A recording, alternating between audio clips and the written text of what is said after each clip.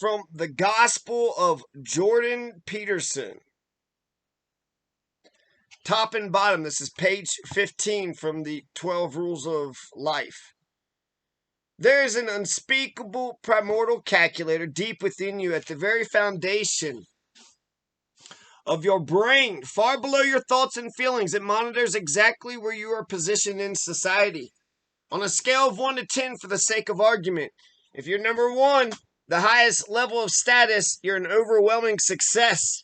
If you're male, you have preferential access to the best places to live and the highest quality food. People compete to do you favors.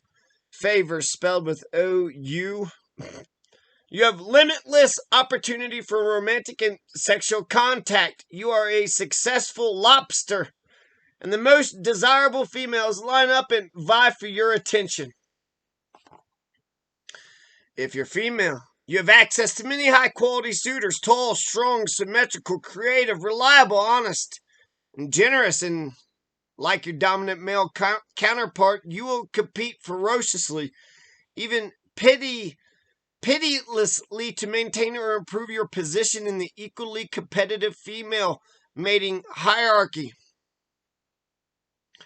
Although you are less likely to use physical aggression to do so, there are many effectual verbal tricks and strategies at your disposal, including the disparaging of opponents, and you may well be expert at their use if you are a low status 10.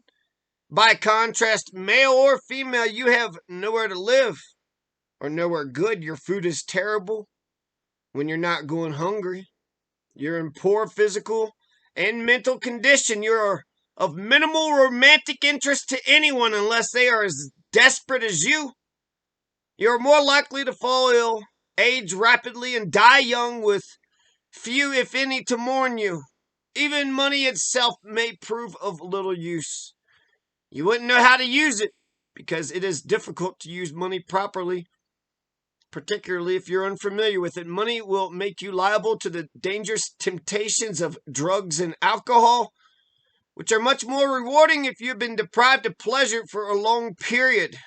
Money will also make you a target for predators and psychopaths who thrive on exploiting those who exist on the lower rungs of society. The bottom of the dominance hierarchy is a terrible, dangerous place to be. The ancient part of your brain specialized for assessing dominance watches how you are treated by other people.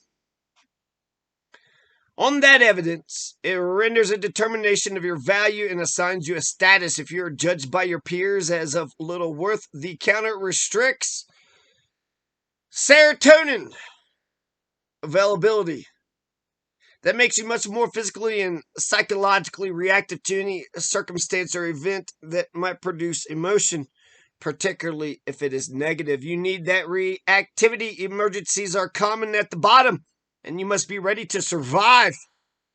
Unfortunately, that physical hyper response, that constant alertness, burns up a lot of precious energy and physical resources. This response is really what everyone calls stress. It's by no means only or even primarily psychological. It's a reflection of the genuine constraints of unfortunate circumstances. When operating at the bottom, the ancient brain counter assumes that even the smallest unexpected impediment might produce an uncontrollable chain of negative events, which will have to be handled alone, as useful friends are rare indeed on society's fringes. You will therefore continually sacrifice what you could otherwise physically store for the future, using it up on heightened readiness and the possibility of immediate panicked action in the present. When you don't know what to do, you must be prepared to do anything and everything in case it becomes necessary. You're sitting in your car with the gas and the brake pedals both punched to the mat. Too much of that and everything falls apart. The ancient counter will even shut down your immune system, expending the energy and resources required for future health now during the crisis of the present. It will render you impulsive so that you will jump, for example, at any short-term mating opportunities or any possibilities of pleasure, no matter how subpar, disgraceful, or illegal. It will leave you far more likely to live or die carelessly for a rare opportunity at pleasure when it manifests itself. The physical demands of emergency preparedness will wear you down in every way. If you have a high status, on the other hand, the counter is cold. Pre-reptilian mechanics assume that your niche is secure, productive, and safe, and that you're well buttressed with social support. It thanks the chance that something will damage you is low and can be safely discounted change.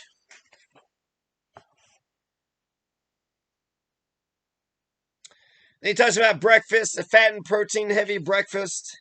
It's good stuff. I'm going to read page 23 coming up. Page 23 coming up. Rising up more on the book of Peterson.